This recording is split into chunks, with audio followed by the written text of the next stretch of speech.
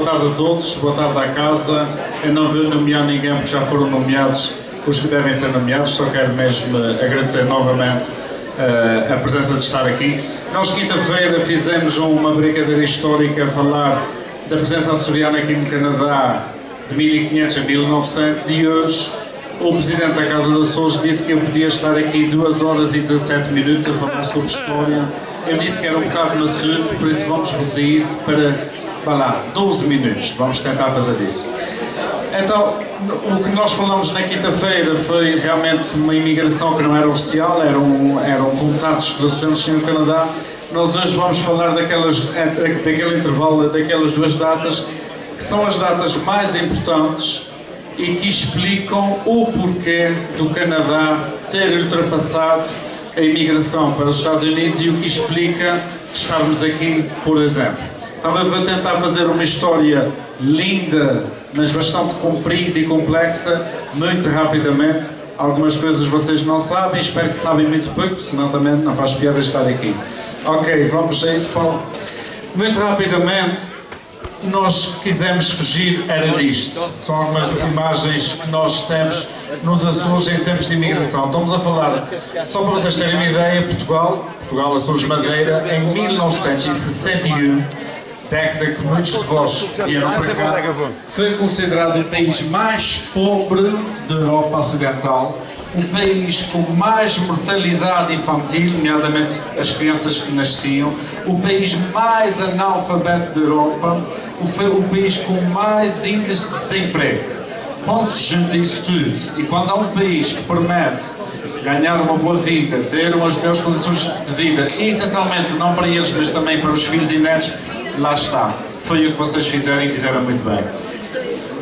Vamos a isso, Paulo? Isto é tipicamente os Açores dos anos 50 e 60, exatamente nas zonas rurais. Muitos de vocês lembram-se.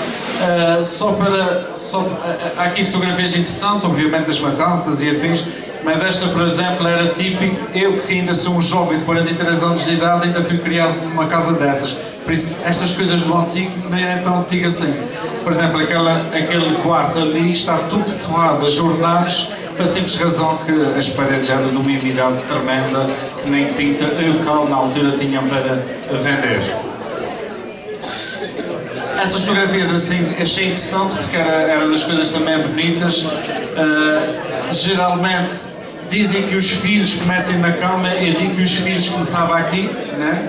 Quando se namorava a janela, porque primeiro tinha que se passar por aqui para chegar primeiro à sala com a mamã ao lado a vigiar, ou a irmã mais velha, e depois se passava a ver de estágio. E obviamente outras fotografias mais típicas dos Açores. E essas são obviamente aquilo que vocês deixaram para trás, ainda temos um bocado disto, né? Aquela fotografia ali não se vê bem, eu não trouxe aquela fotografia só porque eles estão bem de vinho, que até na altura nem era comum os homens beberem vinho, muito menos fumar, né?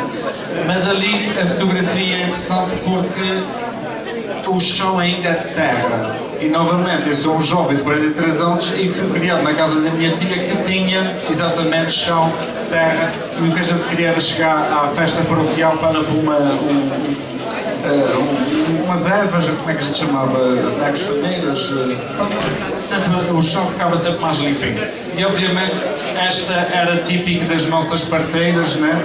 Que era o dar à luz em casa, que era o que havia, mas também era uma grande responsabilidade talvez de haver tanta mortalidade infantil. Muito rapidamente já falei nisso.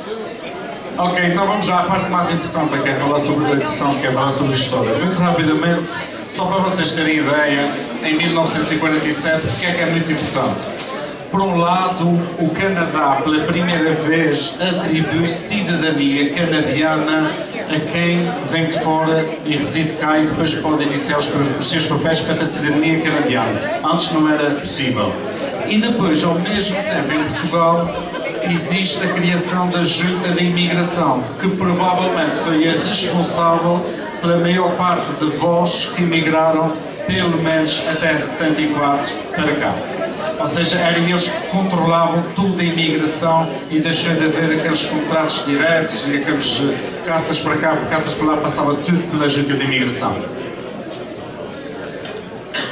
Este é provavelmente o documento mais importante para os portugueses do continente e ilhas. É aqui que pela primeira vez o Canadá decide fazer uma experiência para vir gente de Portugal trabalhar para o Canadá. E ele aceita mais ou menos cerca de 300 pessoas de Portugal, continental. Eles provavelmente nem sequer haviam falado dos Açores e quando havia as cartas entre o governo dos Açores nomeadamente do governo civil e o Canadá, eles negaram que não queriam ninguém dos Açores, que vinha só Portugal continental. Foi graças a um cônsul na altura de Montreal e a uma história gira, mas que não vem para aqui. E este homem conseguiu, e talvez seja muito importante, provavelmente as coisas seriam muito diferentes se ele não tivesse existido, dos 300 que houvesse 20 que pudessem ir dos Açores. E foi o que aconteceu. Obviamente, só para a gente ter aqui uma ideia, a imigração não começou em 1953. Há gente a emigrar de forma oficial aqui muito antes de 53, nomeadamente entre aqueles anos já há nos jornais das ilhas publicidade para quem quer viajar e também migrar para o Canadá. Só para a gente ter uma ideia, naqueles 6 anos, 46, 52, antes dos pioneiros, já tínhamos, pelo menos oficial, quase 700 portugueses aqui no Canadá. Mas isto são números que em nada significa para aquilo que vamos ver a seguir. Aqui é a primeira vez que nos Açores sai uma notícia a dizer que estão a aceitar gente para ir para o Canadá. E quando digo gente, é especificamente homens. A mulher nem é falada nas primeiras notícias. Só para vocês terem uma ideia,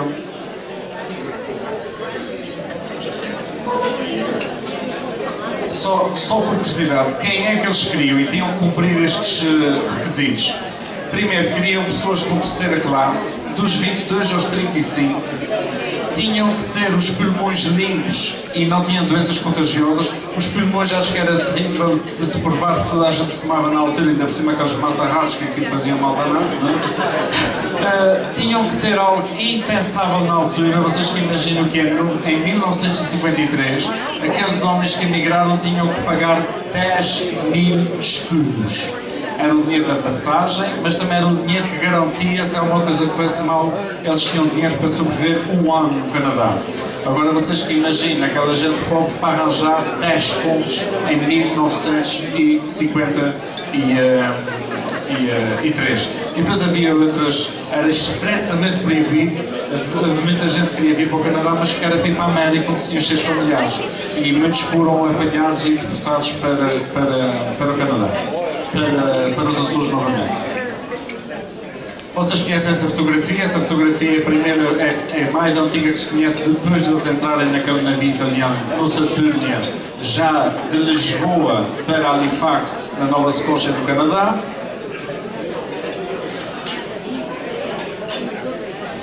Estes são os 18 pioneiros. Vocês provavelmente sabem a história, mas eu vou contar muito rapidamente.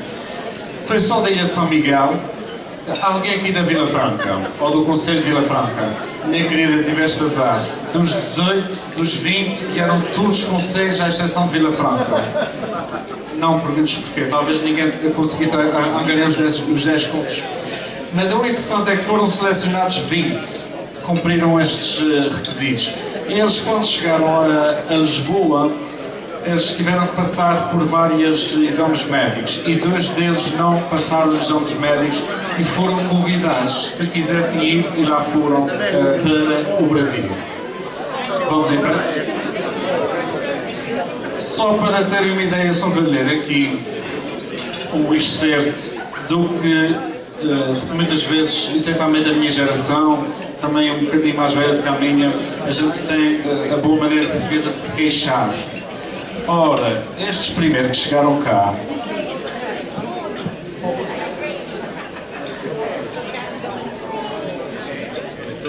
que é muito rapidamente um parágrafo, um desses imigrantes, o Manuel Arruda, e ele escreveu nos primeiros meses que estava cá.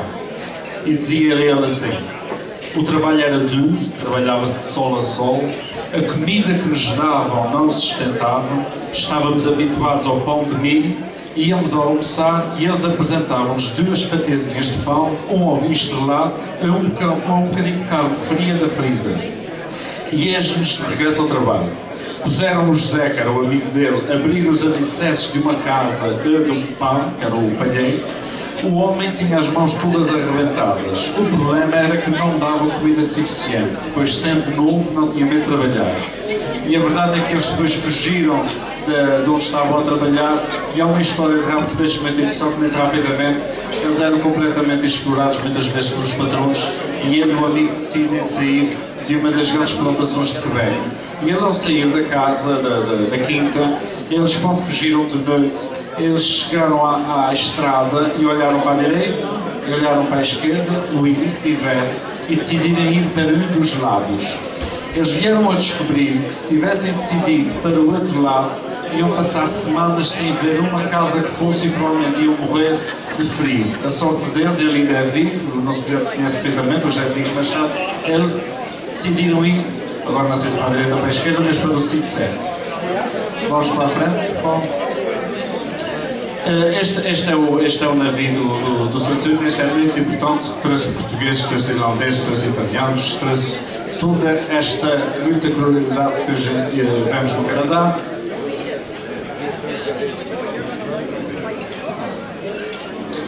Eles no início eram contratados especificamente, como vocês sabem, para trabalhar nos campos, e nos campos essencialmente no Quebec, e depois quando se começa a fazer o coast to coast nos caminhos de ferro, é para lá que eles vão. Uma história muito rápida e interessante. A certa altura o governo proíbe 2 homens de ir de casa, na mesma casa, porque estávamos a ficar sem homens nas ilhas. Eles conseguem enganar a justiça e lá vão eles. Os 2 ficaram muito contentes, os pais ficaram muito tristes e eles conseguem lá depois ir trabalhar para o mesmo sítio, para os caminhos de ferro, creio que aqui ao lado em Alberta. E este senhor estava um dia no Museu de Imigração Associada a chorar muito, o senhor já com quase 90 anos de idade, e eu fui lá perguntar a ele porque é que ele estava a chorar. Porque é que ele estava a chorar?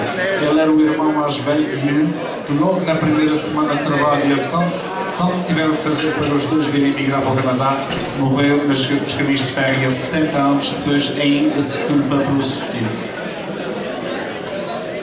Porque é que nós falamos que a data, porque é que é 1954, o que é importante? Aqueles 18 pioneiros tiveram tanto sucesso nos seus patrões e eles depois foram perguntar às autoridades como é que eram os açorianos a trabalhar e eles tiveram tanto sucesso, só para termos uma ideia, em 53 só puderam ir 20. Em 54 já foram autorizados 800 açorianos para ir. Ou seja, o que eles conseguiram trabalhar foi com tanto sucesso que nós vemos só num ano todos estes homens a partir de Paulo. Só para a gente ter uma ideia, isto são sempre grupos diferentes no Palácio da Conceição. Este por acaso trouxe, é da nossa Ribeira Grande. A Ribeira Grande foi o primeiro grupo organizado na altura também pela Câmara Municipal de várias freguesias da Ribeira Grande e que lá partiram para o Canadá. Este é outro. Este é ainda outro da Ribeira Grande. E só para nós termos uma ideia, que eu já vou terminar, que eu sei que é uma coisa muito rápida, só para termos uma ideia como é que os Açores são tão grandes, sendo tão pequeninos em relação ao nosso pai, que é Portugal. Se vocês repararem, na imigração total, que é nas linhas brancas, vocês que vejam a percentagem de açorianos que imigram para aqui. É sempre, quase sempre, em maior número do que portugueses. Por isso é que em todas as províncias são entre 65% a 75% a proveniência das ilhas e o restante do continente. Vamos à frente. Obviamente, isso vocês sabem, podemos passar à frente, mas obviamente à cabeça a província do Ontário, com Quebec, obviamente Manitoba, British Columbia tem mais presença portuguesa e nomeadamente açoriana aqui do que Manitoba, mas continua também. Estamos um bocadinho, obviamente, espalhados por todo o Canadá. E agora, só mesmo para terminar, isto são fotografias do nosso padre Hélio falavas de manhã na Eucaristia do que o açougueante leva e o que o açougueante não deixa para trás, seja no coração, seja na sua mala. E aqui temos algumas fotografias de 54 do que é que eles levavam. E exatamente neste caso levam Padre, penso bem, com um Anjo Gabriel, talvez não Senhor da Conceição, não sei um quadro. Era algo típico. Só para vocês terem ideia, quando eles começaram a viajar de avião no aeroporto de Santana, havia pancadaria, chegou mesmo a haver pancadaria dentro dos Dovos e depois os Dakota que iam para Santa Maria e de Santa Maria para aqui, porque eles queriam levar a redoma, seja do Santo Cristo ou dentro do Santo, só que as hospedeiras diziam que vocês não podem levar redomas no polo, têm que ir para o porão. Ora, em 1900, nessa altura talvez 58, 59, dizer a alguém para a população ter a sua redoma no porão era a mesma coisa que chamar nomes à mãe e ao pai, daí a pancadaria que tinha mesmo que existir. E depois surgiu uma indústria paralela que não interessa para agora. Podemos avançar? Vamos mesmo na reta final. Outra coisa muito interessante é quando vi essas fotografias fazia-me confusão nas despedidas, muita gente vestida de preto, como fossem de veloz.